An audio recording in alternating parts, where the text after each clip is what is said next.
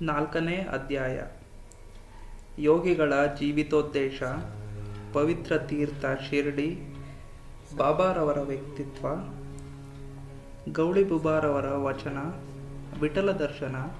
ಕ್ಷೀರಸಾಗರರವರ ಕತೆ. ಪ್ರಯಾಗದಲ್ಲಿ ದಾಸಗಣೂರವರ ಸ್ನಾನ. ಬಾಬಾರವರ ಪವಿತ್ರ ಭಾವನೆ. ಅವರು ಶಿರ್ಡಿಯಲ್ಲಿ ಕಾಣಿಸಿಕೊಂಡ ಬಗೆ. 3 ವಾಡಾಗಳು. ಇಂದಿನ ಅಧ್ಯಾಯದಲ್ಲಿ ಯಾವಾಗ ಶ್ರೀ ಸಾಯಿ ಸಚ್ಚರಿತೆಯನ್ನು ಬರೆಯಲು ಒದಗಿದ ಸಂದರ್ಭವನ್ನು ವಿವರಿಸಿದ್ದೇನೆ. ಈಗ ಈ ಅಧ್ಯಾಯದಲ್ಲಿ ಬಾಬಾರವರು ಮೊದಲು ಶಿರ್ಡಿಯಲ್ಲಿ ಕಾಣಿಸಿಕೊಂಡ ಬಗೆಯನ್ನು ವಿವರಿಸುತ್ತೇನೆ. ಯೋಗಿಗಳ ಜೀವಿತೋದ್ದೇಶ. ಧರ್ಮ ಒಳಿದು ಯಾವಾಗ ಅಧರ್ಮವು ತಲೆ ಎತ್ತಿ ಮೆರೆಯುತ್ತಿರುವುದೋ ಆಗ ನಾನು ಅವತರಿಸುತ್ತೇನೆ. ದುಷ್ಟರನ್ನು ಶಿಕ್ಷಿಸಿ ಶಿಷ್ಟರನ್ನು ರಕ್ಷಿಸಲೊಸಗವು ಧರ್ಮವನ್ನು ಸ್ಥಾಪಿಸಲು ನಾನು ಯುಗಯುಗಗಳಲ್ಲಿಯೂ ಅವತರಿಸುತ್ತೇನೆ ಎಂದು ಭಗವಾನ್ ಶ್ರೀಕೃಷ್ಣನು ಹೇಳಿರುತ್ತಾನೆ. ಪರಮಾತ್ಮನ ಉದ್ದೇಶವಿದು. ಅಂತೆಯೇ ಅವನ ಪ್ರತಿನಿಧಿಗಳಾದ ಸಾಧು ಸನ್ಯಾಸಿಗಳ ಜೀವಿತೋದ್ದೇಶವೂ ಸಹ ಇದೇ ಆಗಿರುತ್ತದೆ. ಅವರು ತಮ್ಮದೇ ಆದ ಒಂದು ರೀತಿಯಿಂದ ಈ ಗುರಿಯನ್ನು ಸಾಧಿಸುತ್ತಾರೆ. ಬ್ರಾಹ್ಮಣ, ಕ್ಷತ್ರಿಯ ಮತ್ತು ವೈಶ್ಯರುಗಳು ಯಾವಾಗ ತಮ್ಮ ಕರ್ತವ್ಯಗಳನ್ನು ಮೆರೆಯುತ್ತಾರೆಯೋ, ಯಾವಾಗ ಧಾರ್ಮಿಕ ನೀತಿಗಳ ಕಡೆ ಜನರು ಗಮನ ಕೊಡದೆ ತಾವೇ ಅತಿ ವಿದ್ಯಾವಂತರೆಂದು ಮೂಢ ಭಾವನೆಯೆಂದಿರುತ್ತಾರೆಯೋ, ಯಾವಾಗ ಜನರು ಅನೀತಿಯುತವಾದ ಆಹಾರ ಸೇವನೆ ಮತ್ತು ಮತಾನುಷ್ಠಾನವಾದ ಸಂಧ್ಯಾವಂದನೆ ಮುಂತಾದವುಗಳನ್ನು ನಿರ್ಲಕ್ಷಿಸುವರೋ, ಯಾವಾಗ ಮತೀಯ ಕಲಹಗಳು ಪ್ರಾರಂಭವಾಗುವವೋ, ಯಾವಾಗ ಯೋಗಿಗಳು ತಪಸ್ಸನ್ನಾಚರಿಸುವುದನ್ನು ಮರೆಯುವರು, ಯಾವಾಗ ಜನಕೋಟಿಯು ಹೊನ್ನು, ಹೆಣ್ಣು ಮತ್ತು ಸಂತತಿಯೇ ಮುಖ್ಯವೆಂದು ಮೆರೆಯುವವರು, ಆಗ ವಚನ ಮತ್ತು ಕಾರ್ಯರೀತಿಯಿಂದ ಧರ್ಮವನ್ನು ಪುನರುದ್ಧಾರ ಮಾಡಲು ಮಹಾಯೋಗಿಗಳು ಕಾಣಿಸಿಕೊಳ್ಳುತ್ತಾರೆ. ಈ ರೀತಿ ನಿವೃತ್ತಿ, ಜ್ಞಾನದೇವ, ಮುಕ್ತಾಬಾಯಿ, ನಾಮದೇವ, ಗೋರ, ಗೋಣಾಯಿ, ಏಕನಾಥ, ತುಕಾರಾಮ, ನರಹರಿ, ನರಸೀಬಾಯಿ, ಸಾವತ ಮತ್ತು ಇನ್ನೂ ಮುಂತಾದ ಅನೇಕ ಯೋಗಿಗಳು ಆಗಾಗ್ಗೆ ಕಾಣಿಸಿಕೊಂಡು ಜನಗಳಿಗೆ ಸರಿಯಾದ ದಾರಿಯನ್ನು ತೋರಿಸಿದರು. ಕೊನೆಯದಾಗಿ ಬಾಬಾರವರು ಶಿರ್ಡಿಯಲ್ಲಿ ಕಾಣಿಸಿಕೊಂಡರು. ಶಿರ್ಡಿ ಒಂದು ಪವಿತ್ರ ಕ್ಷೇತ್ರ. ಅನೇಕ ಮಹಾಯೋಗಿಗಳಿಗೆ ಜನ್ಮವಿತ್ತ ಅಹಮದ್ನಗರ ಜಿಲ್ಲೆಯಲ್ಲಿ ಗೋದಾವರಿ ನದಿ ತೀರವು ನಿಜಕ್ಕೂ ಅದೃಷ್ಟಶಾಲಿಯಾಗಿದೆ. ಶಿರ್ಡಿಯೂ ಇದೇ ಅಹಮದ್ನಗರ ಜಿಲ್ಲೆಯಲ್ಲಿ ಕೋಪರಗಾವ ತಾಲೂಕಿನಲ್ಲಿದೆ. ಕೋಪರಗಾವದಿಂದ ಗೋದಾವರಿ ನದಿ ದಾಟಿದ ನಂತರ ಶಿರ್ಡಿ ಬರುತ್ತದೆ.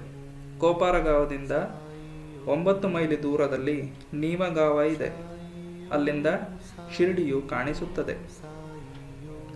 ಕೃಷ್ಣಾ ನದಿ ದಡದಲ್ಲಿರುವ ಪವಿತ್ರ ಯಾತ್ರಾ ಸ್ಥಳಗಳಾದ ಗಾಣಗಾಪುರ, ನೃಸಿಂಹವಾಡಿ, ಔದುಂಬರಗರ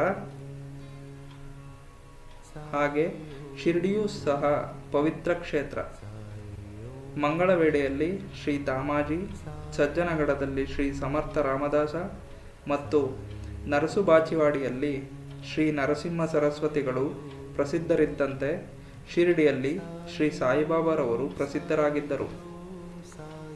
ಶ್ರೀ ಸಾಯಿಬಾಬಾರವರ ವ್ಯಕ್ತಿತ್ವ. ಶ್ರೀ ಸಾಯಿಬಾಬಾರವರ ಸಂಪರ್ಕದಿಂದ ಶಿರ್ಡಿ ಪ್ರಸಿದ್ಧಿಯನ್ನು ಪಡೆಯಿತು. ಆಗ ಶ್ರೀ ಸಾಯಿಬಾಬಾರವರು ಎಂತಹ ಮಹಾನುಭವ ವ್ಯಕ್ತಿ ಎಂಬುದನ್ನು ನೋಡೋಣ. ದಾಟಲು ಕಠಿಣವಾದ ಭವಸಾಗರವನ್ನು ಜಯಿಸಿದರವರು. ಶಾಂತಿಯೇ ಆಭರಣವಾಗಿ ಸತ್ವಶೀಲರಾಗಿದ್ದರು.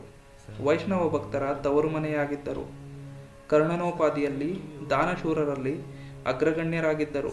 ಕ್ಷಣಿಕ ಮತ್ತು ಕ್ಷುಲ್ಲಕ ವಸ್ತುಗಳ ಕಡೆಗೆ ಗಮನ ಕೊಡದೆ ಯಾವಾಗಲೂ ಸ್ವಾನುಭವದಲ್ಲಿ ತಲ್ಲೀನರಾಗಿದ್ದರು.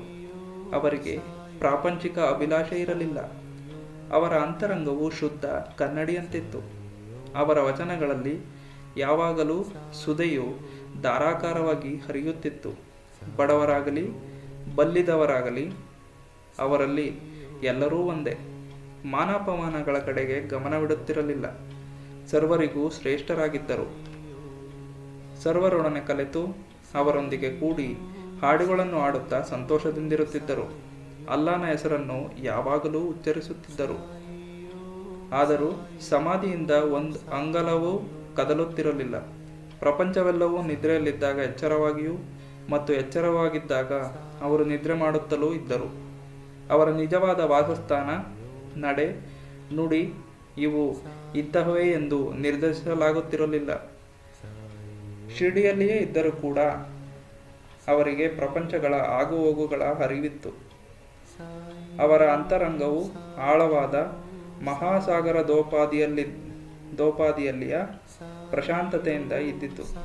ಆದರೂ ಅವರು ಶಾಂತಿಯ ಸ್ಥಿತಿಯಿಂದ ಒಂದಂಗಲವೂ ಕದಲುತ್ತಿರಲಿಲ್ಲ. ಅವರು ಒಂದೊಂದು ಸಾರಿ ಮಸೀದಿಯ ಗೋಡೆಗೆ ಒರಗಿಕೊಂಡು ನಿಲ್ಲುತ್ತಿದ್ದರು. ಕೆಲವು ವೇಳೆ ಬೆಳಗ್ಗೆ, ಮಧ್ಯಾಹ್ನ ಮತ್ತು ಸಾಯಂಕಾಲ ಲೇಂಡಿಗಾಗಲಿ ಚಾವಡಿಗಾಗಲಿ ಹೋಗುತ್ತಿದ್ದರು. ಆದರೆ ಎಲ್ಲ ವೇಳೆಯಲ್ಲಿಯೂ ಸ್ವಾನುಭವದಲ್ಲಿ ತಲ್ಲೀನರಾಗಿರುತ್ತಿದ್ದರು. ಸಿದ್ಧರಾದರೂ ಸಾಧಕರಂತೆ ವರ್ತಿಸಿದರು. ವಿನಯಶೀಲರು, ಸೌಮ್ಯರೂಪಿಯೂ ಮತ್ತು ನಿರಹಂಕಾರಿಗಳೂ ಆಗಿ ಸರ್ವರನ್ನು ಸಂತಸಗೊಳಿಸುತ್ತಿದ್ದರು. ಇಂತಹ ಪವಿತ್ರವಾದ ಶ್ರೀ ಸಾಯಿಬಾಬಾರವರ ಪಾದಧೂಳಿಯಿಂದ ಪವಿತ್ರವಾಗಿ ದೇಶದಲ್ಲಿ ಶಿರ್ಡಿಯು ಪ್ರಸಿದ್ಧಿಯನ್ನು ಪಡೆಯಿತು. ಆಳಂದಿಯನ್ನು ಜ್ಞಾನೇಶ್ವರರು, ಪೈಠಣವನ್ನು ಶ್ರೀ ಏಕನಾಥರು ಉದ್ಧರಿಸಿದ ರೀತಿಯಲ್ಲಿ ಶ್ರೀ ಸಾಯಿನಾಥರು ಶಿರ್ಡಿಯನ್ನು ಉದ್ಧರಿಸಿದರು. ಶಿರ್ಡಿಯು ನಮ್ಮಂತರ ಭಕ್ತರ ಪಾಲಿಗೆ ಮತ್ತೊಂದು ಪಂಢರಪುರ, ದ್ವಾರಕ, ಕಾಶಿ, ರಾಮೇಶ್ವರ, ಬದ್ರಿ, ಕೇದಾರ, ನಾಶಿಕ, ತ್ರಯಂಬಕೇಶ್ವರ, ಉಜ್ಜಯಿನಿ, ಮಹಾಬಲೇಶ್ವರ ಮತ್ತು ಗೋಕರ್ಣ. ಶಿರ್ಡಿಯಲ್ಲಿಯ ಬಾಬಾರವರ ದರ್ಶನದಿಂದ ನಾವು ಸಂಸಾರ ಸಾಗರವನ್ನು ಮರೆತು ಸ್ವಾನುಭವ ಪಡೆಯಬಹುದು. ಶ್ರೀ ಸಾಯಿಬಾಬಾರವರ ದರ್ಶನವು ನಮಗೆ ಯೋಗ ಸಾಧನೆಯ ಹಾಗೆ. ಅವರೊಡನೆ ಮಾತನಾಡಿದುದರಿಂದ ನಮ್ಮ ಪಾಪಗಳೆಲ್ಲವೂ ನಿರ್ಮೂಲವಾದವು. ಅವರ ಪಾದಗಳನ್ನು ತೊಳೆದರೆ ಪ್ರಯಾಗದ ತ್ರಿವೇಣಿ ಸಂಗಮದಲ್ಲಿ ಮಿಂದಂತೆಯೇ. ಅವರ ಪಾದಕಮಲಗಳನ್ನು ತೊಳೆದ ಪವಿತ್ರ ತೀರ್ಥ ಸೇವನೆಯಿಂದ ನಮ್ಮ ಆಶೆಗಳೆಲ್ಲವೂ ದೂರವಾಗುವವು. ಅವರ ಆಜ್ಞೆಯೇ ವೇದ. ಅವರ ಉದಿ ಪ್ರಸಾದದಿಂದ ಎಲ್ಲವೂ ಶುದ್ಧಿಯಾಗುತ್ತದೆ.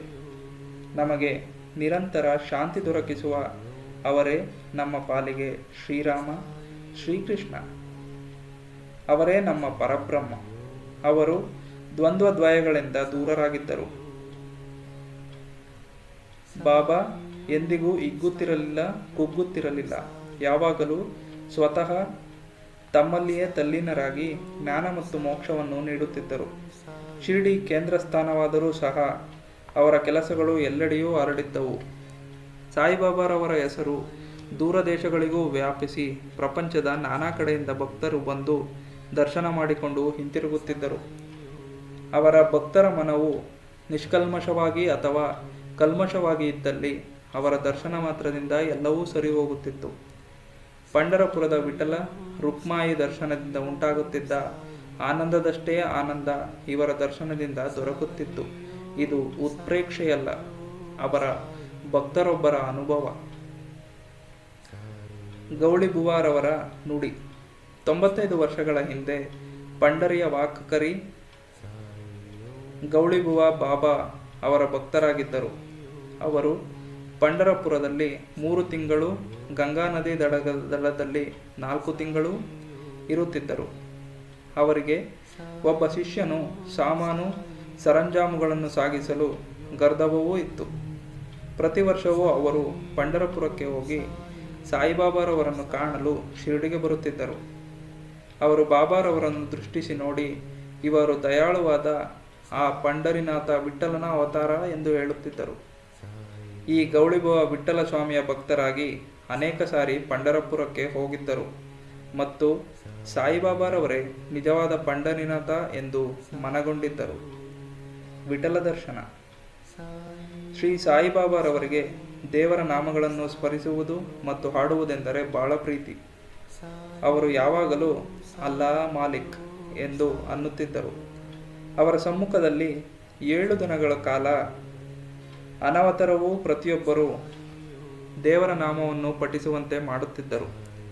ಒಂದು ಸಾರಿ ನಾಮ ಸಪ್ತಾಹವನ್ನು ಮಾಡಲು ದಾಸಗಣು ಮಹಾರಾಜ ಅವರನ್ನು ಕೇಳಿದರು. ಅದಕ್ಕೆ ಅವರು 7ನೇ ದಿನದ ಕೊನೆಯಲ್ಲಿ ವಿಠ್ಠಲನ ಸಾಕ್ಷಾತ್ಕಾರವಾಗುವುದೆಂದು ಭರವಸೆ ನೀಡಿದರೆ ಮಾತ್ರ ಅಗತ್ಯವಾಗಿ ಮಾಡುತ್ತೇನೆ ಎಂದರು. ಅದಕ್ಕೆ ಬಾಬಾ ಅವರು ತಮ್ಮ ಎದೆಯ ಮೇಲೆ ಹಸ್ತವಿಟ್ಟು ಖಂಡಿತವಾಗಿಯೂ ವಿಠ್ಠಲನ ಸಾಕ್ಷಾತ್ಕಾರವಾಗುತ್ತದೆ ಎಂದರು. ಆದರೆ ಭಕ್ತನು ಶ್ರದ್ಧೆಯುಳ್ಳವನು ಮತ್ತು ಭಕ್ತಿ ಸಂಪನ್ನನೂ ಆಗಿರಬೇಕು. ಡಂಕಪುರಿಯ ಠಾಕುರನಾಥ, ದ್ವಾರಕೆಯ ಶ್ರೀಕೃಷ್ಣ, ಪಂಢರಪುರದ ವಿಠ್ಠಲ ಎಲ್ಲರೂ ಇಲ್ಲಿಯೇ ಇದ್ದಾರೆ. ಶ್ರೀಕೃಷ್ಣನನ್ನು ನೋಡಲು ದ್ವಾರಕೆಗೆ ಹೋಗಬೇಕಿಲ್ಲ. ವಿಠ್ಠಲ ಬೇರೆ ಸ್ಥಳದಿಂದಿಲ್ಲಿಗೆ ಬರುವನೇ? ಯಾವಾಗ ಭಕ್ತನು ಪ್ರೀತಿ ಮತ್ತು ಭಕ್ತಿಗಳಿಂದ ಪ್ರಾರ್ಥಿಸುತ್ತಾನೆಯೋ ಆಗ ವಿಠ್ಠಲನು ಇಲ್ಲಿಯೇ ದರ್ಶನ ನೀಡುತ್ತಾನೆ ಎಂದು ಹೇಳಿದರು. ಸಪ್ತಾಹ ಮುಗಿದ ನಂತರ ವಿಠ್ಠಲನ ದರ್ಶನ ಈ ರೀತಿಯಾಯಿತು. ಕಾಕಾ ಸಾಹೇಬ ದೀಕ್ಷಿತರು ಒಂದು ದಿನ ಬೆಳಗ್ಗೆ ಸ್ನಾನವಾದ ನಂತರ ಧ್ಯಾನಾಸೀನರಾದಾಗ ಅವರ ದೃಷ್ಟಿಗೆ ವಿಠ್ಠಲನ ಗೋಚರವಾಯಿತು. ನಂತರ ಬಾಬಾರವರ ದರ್ಶನಕ್ಕೆ ಹೋದಾಗ ಬಾಬಾ ಅವರನ್ನು ಕುರಿತು, ವಿಠ್ಠಲನ ದರ್ಶನವಾಯಿತೆ, ನೋಡಿದೆಯಾ, ಅವನು ಬಹಳ ತುಂಟ, ಭದ್ರವಾಗಿ ಹಿಡಿದುಕೋ, ಸ್ವಲ್ಪ ಉದಾಸೀನನಾದರೆ ಅವನು ತಪ್ಪಿಸಿಕೊಳ್ಳುವನು ಎಂದರು. ಇದು ಬೆಳಗ್ಗೆ ನಡೆಯಿತು. ಮಧ್ಯಾಹ್ನ ಇನ್ನೊಂದು ರೀತಿಯಲ್ಲಿ ವಿಠ್ಠಲನ ದರ್ಶನವಾಯಿತು. ಒಬ್ಬ ವ್ಯಾಪಾರಿಯು ಶಿರಡಿಗೆ 20-30 ವಿಠ್ಠಲನ ಫೋಟೋಗಳನ್ನು ಮಾರಲೋಸುಗ ಬಂದನು. ಫೋಟೋದಲ್ಲಿಯ ವಿಠ್ಠಲನು ಸಹ ಕಾಕಾ ಸಾಹೇಬರು ಧ್ಯಾನಾಸೀನರಾಗಿದ್ದಾಗ ಕಂಡ ವಿಠ್ಠಲನಂತೆಯೇ ಇದ್ದುದನ್ನು ಕಂಡು ವಿಸ್ಮಯವಾಗಿ ಬಾಬಾರವರ ಮಾತುಗಳನ್ನು ಸ್ಮರಿಸಿಕೊಂಡರು. ಪೂಜೆಗೋಸ್ಕರ ವಿಠ್ಠಲನ ಫೋಟೋವೊಂದನ್ನು ಕೊಂಡು ತಂದು ಪೂಜಾಸ್ಥಾನದಲ್ಲಿ ಪ್ರತಿಷ್ಠಾಪಿಸಿದರು. ಭಗವಂತರಾವ ಕ್ಷೀರಸಾಗರರವರ ಕತೆ. ವಿಠ್ಠಲ ಪೂಜೆ ಎಂದರೆ ಬಾಬಾರವರಿಗೆಷ್ಟು ಪ್ರಿಯವಾಗಿತ್ತೆಂಬುದು ಶ್ರೀ ಭಗವಂತರಾವ ಕ್ಷೀರಸಾಗರರವರ ಕಥೆಯಿಂದ ವೇದ್ಯವಾಗುತ್ತದೆ. ವಿಠ್ಠಲನ ಭಕ್ತರಾದ ಭಗವಂತರಾವರವರ ತಂದೆ ಪ್ರತಿ ವರ್ಷವೂ ಪಂಢರಪುರಕ್ಕೆ ಹೋಗುತ್ತಿದ್ದರು. ಮನೆಯಲ್ಲಿಯೂ ವಿಠ್ಠಲನ ಪ್ರತಿಮೆಯೊಂದನ್ನು ಇಟ್ಟುಕೊಂಡು ಪ್ರತಿದಿನವೂ ಪೂಜೆ ಸಲ್ಲಿಸುತ್ತಿದ್ದರು. ಅವರ ಮರಣದ ನಂತರ ಅವರ ಪುತ್ರನು ಪೂಜೆ, ಪುನಸ್ಕಾರ ಮತ್ತು ವರ್ಷಕ್ಕೊಮ್ಮೆ ಯಾತ್ರೆ ಮಾಡುವುದು ಎಲ್ಲವನ್ನೂ ಬಿಟ್ಟನು. ಭಗವಂತರಾವ ಒಮ್ಮೆ ಶಿರಡಿಗೆ ಬಂದಾಗ ಬಾಬಾರವರು ಅವನನ್ನು ನೋಡಿ ಅವನ ತಂದೆಯನ್ನು ಜ್ಞಾಪಿಸಿಕೊಂಡು ಕೂಡಲೇ, ಇವನ ತಂದೆ ನನ್ನ ಸ್ನೇಹಿತನಾಗಿದ್ದನು, ಆದುದರಿಂದಲೇ ಮಗನನ್ನೂ ಸಹ ಇಲ್ಲಿಗೆ ಎಳೆದುಕೊಂಡು ಬಂದಿರುತ್ತೇನೆ. ಇವನು ದೇವರಿಗೆ ನೈವೇದ್ಯಕ್ಕಿಡದೆ ವಿಠ್ಠಲನನ್ನು ಮತ್ತು ನನ್ನನ್ನು ಹಸಿವಿನಿಂದ ಬಳಲಿಸಿದ್ದಾನೆ. ಆದುದರಿಂದಲೇ ನಾನಿಲ್ಲಿಗೆ ಅವನನ್ನು ಕರೆತಂದಿರುವುದು. ಅವನಿಗೆ ಇನ್ನು ಮುಂದೆ ಪೂಜೆ ಮಾಡುವಂತೆ ಹೇಳುತ್ತೇನೆ ಎಂದರು. ಪ್ರಯಾಗದಲ್ಲಿ ದಾಸಗಣೂರವರ ತೀರ್ಥಸ್ಥಾನ. ಗಂಗೆ ಯಮುನೆಗಳು ಮಿಲನವಾಗುವ ಪವಿತ್ರ ತೀರ್ಥಕ್ಷೇತ್ರವಾದ ಪ್ರಯಾಗದಲ್ಲಿ ಮೀಯುವುದು ಶ್ರೇಯಸ್ಕರವಾದುದೆಂಬುದು ಹಿಂದೂಗಳ ಅಚಲ ನಂಬಿಕೆ. ಅದಕ್ಕೋಸ್ಕರ ಸಾವಿರಾರು ಯಾತ್ರಿಗಳು ಆಗಾಗ್ಗೆ ಅಲ್ಲಿಗೆ ಬಂದು ಮಿಂದು ಹೋಗುತ್ತಾರೆ. ಒಂದು ಸಾರಿ ದಾಸಗಣೂರವರಿಗೆ ಸಹ ಪ್ರಯಾಗಕ್ಕೆ ಹೋಗಿ ಸ್ನಾನ ಮಾಡಿ ಬರಬೇಕೆಂದು ಅನಿಸಿತು. ಆದ್ದರಿಂದ ಅವರು ಬಾಬಾರವರ ಅಪ್ಪಣೆ ಬೇಡಿದರು. ಅದಕ್ಕೆ ಬಾಬಾರವರು, ಅಷ್ಟು ದೂರ ಹೋಗಲೇಬೇಕಾದ ಅವಶ್ಯಕತೆಯೇನೂ ಇರುವುದಿಲ್ಲ, ನಮ್ಮ ಪ್ರಯಾಗ ಇಲ್ಲಿಯೇ ಇದೆ, ನನ್ನನ್ನು ನಂಬು ಎಂದರು. ಇದನ್ನು ಕೇಳಿ ದಾಸಗಣೂರವರು ಬಾಬಾರವರಿಗೆ ಸಾಷ್ಟಾಂಗ ನಮಸ್ಕಾರ ಮಾಡಿದರು. ಆಗ ಅವರಿಗೆ ಕಂಡಿದುದೇನು? ಬಾಬಾ ಅವರ ಪಾದಗಳಿಂದ ಗಂಗೆ ಹರಿಯುತ್ತಿದ್ದಳು. ಬಾಬಾರವರ ಅದ್ಭುತ ಪವಾಡವನ್ನು ನೋಡಿ ಅವರು ಬಹಳ ಆನಂದಭರಿತರಾಗಿ ಸಂತೋಷಾಶ್ರುವನ್ನು ಸುರಿಸಿದರು. ಆನಂದಭರಿತರಾಗಿ ಬಾಬಾರವರನ್ನು ಕುರಿತು ಹಾಡತೊಡಗಿದರು. ಬಾಬಾ ಶಿರಡಿಯಲ್ಲಿ ಮೊದಲು ಕಾಣಿಸಿಕೊಂಡ ಬಗೆ. ಸಾಯಿಬಾಬಾರವರ ಜನ್ಮ ಹೇಗೆ ಆಯಿತು, ಜನ್ಮಸ್ಥಳವಾವುದು, ಅವರ ತಾಯಿ ತಂದೆಗಳಾರು ಎಂಬುದು ಯಾರಿಗೂ ತಿಳಿದಿರಲಿಲ್ಲ. ಈ ವಿಚಾರವಾಗಿ ಬಾಬಾರವರನ್ನೇ ಅನೇಕ ಬಾರಿ ಕೇಳಿದರೂ ಸಹ ಉತ್ತರವೀಯುತ್ತಿರಲಿಲ್ಲ. ಇದುವರೆಗೂ ಅದು ತಿಳಿಯದ ವಿಷಯವಾಗಿ ಉಳಿದಿದೆ. ನಮಗೆ ಈ ವಿಚಾರವಾಗಿ ಯಾವುದೊಂದು ಸಮಾಚಾರವೂ ತಿಳಿದಿರುವುದಿಲ್ಲ. ನಾಮದೇವ ಮತ್ತು ಕಬೀರರು ಸಾಮಾನ್ಯ ಜನರಂತೆ ಜನ್ಮವೆತ್ತಲಿಲ್ಲ. ಅವರು ಶಿಶುರೂಪದಲ್ಲಿ ನದಿಯಲ್ಲಿ ದೊರೆತರು.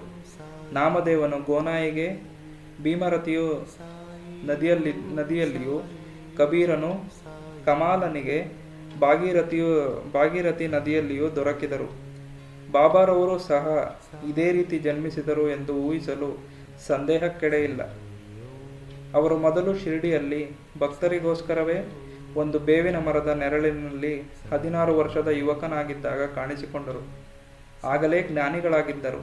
ಅವರಿಗೆ ಪ್ರಾಪಂಚಿಕ ಸುಖಗಳ ಕಡೆಗೆ ಗಮನವಿರಲಿಲ್ಲ. ಮಾಯೆಯನ್ನು ಹೊರದೂಡಿದ್ದರು. ಮುಕ್ತಿಯು ಯಾವಾಗಲೂ ಅವರ ಪಾದಸೇವೆ ಮಾಡುತ್ತಿದ್ದಳು. ನಾನಾ ಚೋಪದಾವರ ತಾಯಿಯವರು ಬಾಬಾರವರನ್ನು ಈ ರೀತಿ ವರ್ಣಿಸಿದ್ದಾರೆ. ಸುಂದರವಾಗಿಯೂ ಚಟುವಟಿಕೆಯವನಾಗಿಯೂ ಇದ್ದ ಈ ಹುಡುಗನು ಮೊದಲು ಆಸನಾಸೀನವಾಗಿ ಬೇವಿನ ಮರದ ಕೆಳಗೆ ಕಾಣಿಸಿಕೊಂಡನು. ಬಿಸಿಲು, ಚಳಿ, ಮಳೆಗಾಳಿಗಳನ್ನು ಲೆಕ್ಕಿಸದೆ ಕಠಿಣವಾದ ತಪಸ್ಸಿನಲ್ಲಿ ನಿರತನಾದ ಈ ಬಾಲ ಸಾಧುವನ್ನು ನೋಡಿ ಹಳ್ಳಿಯ ಜನರೆಲ್ಲರೂ ವಿಸ್ಮಿತರಾದರು. ಈ ಹುಡುಗನು ಹೇಗೆ ಬಂದನು ಎಂದು ಪಿಸುಗುಟ್ಟಿದರು. ಅವನ ರೂಪಲಾವಣ್ಯಗಳು ಅವನ ಏಕೈಕ ದರ್ಶನ ಮಾತ್ರದಿಂದಲೇ ಸರ್ವರನ್ನು ಸಂತೋಷಗೊಳಿಸುತ್ತಿದ್ದವು. ಅವರು ಯಾರ ಮನೆ ಬಾಗಿಲಿಗೂ ಹೋಗುತ್ತಿರಲಿಲ್ಲ. ಯಾವಾಗಲೂ ಬೇವಿನ ಮರದ ಕೆಳಗೆ ಕುಳಿತಿರುತ್ತಿದ್ದನು. ಅನುರಾಗಯುಕ್ತನಾಗಿ ಎಲ್ಲರಿಗೂ ಅವನು ಸಮಸ್ಯೆಯಾಗಿದ್ದನು. ಒಂದು ದಿನ ಖಂಡೋಬ ದೇವರು ಒಬ್ಬನ ಮೈಯಲ್ಲಿ ಬಂದಾಗ ಊರಿನ ಜನರು, ಹೇ ದೇವ, ಯಾವ ಪುಣ್ಯಾತ್ಮನ ಪುತ್ರನಿವನು? ಇವನಿಲ್ಲಿಗೆ ಬಂದ ಬಗೆ ಹೇಗೆ ತಿಳಿಸಿ ಎಂದು ಕೇಳಲು ಖಂಡೋಬನು, ಒಂದು ಹಾರಿಯನ್ನು ತೆಗೆದುಕೊಂಡು ಬನ್ನಿರಿ, ನಾನು ತೋರಿಸಿದ ಜಾಗದಲ್ಲಿ ಅಗೆಯಿರಿ ಎಂದು ಉತ್ತರವಿತ್ತನು. ಆಗ ಜನರು ಕೂಡಲೇ ಆ ಜಾಗವನ್ನು ಅಗೆದರು. ಅಗೆಯುತ್ತಿರುವಾಗ ಒಂದು ಕಲ್ಲಿನ ಚಪ್ಪಡಿ ಸಿಕ್ಕಿತು. ಅದನ್ನು ತೆಗೆದು ನೋಡಲಾಗಿ ಒಂದು ಹಜಾರವು ಕಾಣಿಸಿತು. ಆಗ ಖಂಡೋಬನು, ಈ ಹುಡುಗನು ಇಲ್ಲಿ 12 ವರ್ಷ ಕಾಲ ತಪಸ್ಸು ಮಾಡಿರುವವನು ಎಂದ ಕೂಡಲೇ ಜನರ ಈ ವಿಷಯದಲ್ಲಿ ಆ ಹುಡುಗನ ಪ್ರಶ್ನಿಸಲು, ಇದು ನನ್ನ ಗುರುವಿನ ಸ್ಥಾನ, ಇದನ್ನು ಜೋಪಾನವಾಗಿ ಕಾಪಾಡಿ ಎಂದು ಬೇಡಿಕೊಂಡನು. ಆಗ ಅವರು ಅದರಂತೆ ಆ ಜಾಗವನ್ನು ಮೊದಲಿನಂತೆ ಮುಚ್ಚಿದರು. ಅಶ್ವತ್ಥ ಮರವು ಹೇಗೆ ಶ್ರೇಷ್ಠವೆಂಬ ನಂಬಿಕೆ ನಮ್ಮಲ್ಲಿದೆಯೋ ಅದೇ ರೀತಿ ಬಾಬಾರವರಿಗೆ ಬೇವಿನ ಮರವೆಂದರೆ ಅಷ್ಟು ಪ್ರೀತಿ. ಮಾಳಾಸಾಪತಿ ಮತ್ತು ಅನೇಕ ಶಿರ್ಡಿ ನಿವಾಸಿಗಳು ಆ ಜಾಗವನ್ನು ಬಾಬಾರವರ ಗುರುತಿನ ವಿಶ್ರಾಂತಿ ಸ್ಥಾನವೆಂದು ಗೌರವಿಸಿ ಪೂಜೆ ಮಾಡಹತ್ತಿದರು. 3 ಧರ್ಮಶಾಲೆಗಳು, ಬೇವಿನ ಮರ ಮತ್ತು ಅದರಿನ ಸುತ್ತ ನಿವೇಶನಗಳನ್ನು ಶ್ರೀಹರಿ ವಿನಾಯಕ ಸಾಟೆಯವರು ಖರೀದಿಗೆ ತೆಗೆದುಕೊಂಡು ಅಲ್ಲಿ ಸಾಟೇವಾಡ ಎಂಬ ಪ್ರವಾಸಿ ಮಂದಿರವನ್ನು ಕಟ್ಟಿಸಿದ್ದಾರೆ. ಈ ಮಂದಿರವು ಅನೇಕ ಭಕ್ತರ ವಿಶ್ರಾಂತಿ ಸ್ಥಳ. ಬೇವಿನ ಮರಕ್ಕೆ ಸುತ್ತಲೂ ಕಟ್ಟೆಯನ್ನು ಕಟ್ಟಿರುತ್ತಾರೆ. ಬೇವಿನ ಮರದ ಹತ್ತಿರ ಯಾರು ಗುರುವಾರ ಮತ್ತು ಶುಕ್ರವಾರದಿಂದ ಧೂಪ ಹಾಕುತ್ತಾರೆಯೋ ಅವರಿಗೆ ದೇವರ ಅನುಗ್ರಹದಿಂದ ಶಾಂತಿ, ಸುಖಗಳು ಲಭಿಸುವುದೆಂಬ ಪ್ರತೀತಿ ಇದೆ. ಈ ಮಂದಿರವು ಬಹಳ ಹಳೆಯದಾದುದರಿಂದ ಸಂಸ್ಥಾನದವರು ಅದನ್ನು ಸರಿಪಡಿಸಿ ಸ್ವಚ್ಛವಾಗಿ ಶುಚಿಯಾಗಿಟ್ಟಿರುತ್ತಾರೆ. ಸಾಟೇವಾಡಿ ಕಟ್ಟಿದ ಸ್ವಲ್ಪ ದಿನಗಳಲ್ಲಿಯೇ ದೀಕ್ಷಿತವಾಡ ನಿರ್ಮಿತವಾಯಿತು. ಮುಂಬಯಿಯ ಸಲಹಾ ವಕೀಲರಾದ ಕಾಕಾ ಸಾಹೇಬ್ ದೀಕ್ಷಿತ್ರವರು ಒಮ್ಮೆ ಲಂಡನ್ನಿಗೆ ಹೋಗಿದ್ದಾಗ ಒಂದು ಅಪಘಾತದ ಪ್ರಯುಕ್ತ ಕಾಲುಗಳಿಗೆ ಏಟು ಬಿದ್ದು ಯಾವುದರಿಂದಲೂ ಸರಿ ಹೋಗಲಿಲ್ಲ. ನಾನಾ ಸಾಹೇಬ ಚಾಂದೋರಕರ ಅವರು ಸಾಯಿಬಾಬಾರವರ ದರ್ಶನ ಪಡೆಯುವಂತೆ ಪ್ರೇರೇಪಿಸಿದರು. ಅದರಂತೆ 1909ರಲ್ಲಿ ಸಾಯಿಬಾಬಾರವರ ದರ್ಶನ ಪಡೆದರು. ಮನೋರೋಗವನ್ನು ನಿವಾರಣೆ ಮಾಡಿ ಎಂದು ಬೇಡಿಕೊಂಡರು. ಬಾಬಾರವರ ದರ್ಶನದಿಂದ ತೃಪ್ತರಾಗಿ ಶಿರ್ಡಿಯಲ್ಲಿ ನೆಲೆಸಬೇಕೆಂದು ಮನಸ್ಸು ಮಾಡಿದರು. ಶಿರ್ಡಿಯಲ್ಲಿ ಭಕ್ತರಿಗೊಂದು ಮಂದಿರವನ್ನು ಕಟ್ಟಿಸಿ ತಾವೂ ಒಂದು ಮನೆಯನ್ನು ಕಟ್ಟಿಸಿಕೊಂಡರು. ಇದು ಆರಂಭವಾಗಿದ್ದು ದಿನಾಂಕ 10-12-1910ರಂದು. ಅದೇ ದಿನ 2 ಮುಖ್ಯ ಘಟನೆಗಳು ಜರುಗಿದವು. 1. ಶ್ರೀ ದಾದಾ ಸಾಹೇಬ ಕಾರ್ಪಡೆಯವರಿಗೆ ಮನೆಗೆ ಹೋಗಲು ಅನುಮತಿ ದೊರಕಿತು. 2. ಚಾವಡಿಯಲ್ಲಿ ರಾತ್ರಿ ಆರತಿ ಪ್ರಾರಂಭವಾಯಿತು. ಈ ದೀಕ್ಷಿತವಾಡಿಯು 1911ನೇ ವರ್ಷದಲ್ಲಿ ಶ್ರೀ ರಾಮನವಮಿಯ ದಿನ ಉದ್ಘಾಟಿಸಲ್ಪಟ್ಟಿತು. 3ನೇ ಮಂದಿರವು ನಾಗಪುರದ ಲಕ್ಷಾಧೀಶರಾದ ಶ್ರೀ ಗೂಟಿಯವರ ಸಹಾಯದಿಂದ ನಿರ್ಮಿತವಾಯಿತು. ಇದಕ್ಕೆ ಲಕ್ಷಾಂತರ ರೂಪಾಯಿಗಳನ್ನು ಖರ್ಚು ಮಾಡಿದರು. ಈ ಮಂದಿರದಲ್ಲಿ ಶ್ರೀ ಸಾಯಿಬಾಬಾರವರ ದೇಹವು ವಿಶ್ರಾಂತಿ ಪಡೆಯುತ್ತಿರುವುದರಿಂದ ಭವನ ನಿರ್ಮಾಣಕ್ಕೆ ವಿನಿಯೋಗಿಸಿದ ಹಣವು ಸದ್ವಿನಿಯೋಗವಾಯಿತೆಂದೇ ಹೇಳಬಹುದು. ಈ ಮಂದಿರವೇ ಈಗಿನ ಸಮಾಧಿ ಮಂದಿರ. ಈ ಮಂದಿರದ ನಿವೇಶನದಲ್ಲಿ ಬಾಬಾರವರು ಪ್ರತಿದಿನ ನೀರೆರೆದು ಒಂದು ತೋಟ ನಿರ್ಮಿಸಿದ್ದರು. ವಾಮನ ತಾತ್ಯಾರವರ ಸಹಾಯದಿಂದ ತೋಟವನ್ನು ನೋಡಿಕೊಳ್ಳುತ್ತಿದ್ದ ಬಗೆ ಪುನಃ ಚಾಂದ್ ಪಾಟೀಲರವರ ಮದುವೆಗೆ ನಿಬ್ಬಣದ ಸಂಗಡ ಶಿರಡಿಗೆ ಬಂದ ರೀತಿ, ಮೊಹಿದ್ದೀನ್ ತಂಬೋಳಿಯವರೊಡನೆ ಕುಸ್ತಿ ಆಡಿದುದು, ಇನ್ನು ಮುಂತಾದ ವಿಚಾರಗಳ ಬಗ್ಗೆ ಮುಂದಿನ ಅಧ್ಯಾಯದಲ್ಲಿ ವಿವರವಾಗಿ ಪ್ರಸ್ತಾಪಿಸುತ್ತೇನೆ. ಶ್ರೀ ಸಾಯಿ ಪ್ರಣಾಮ.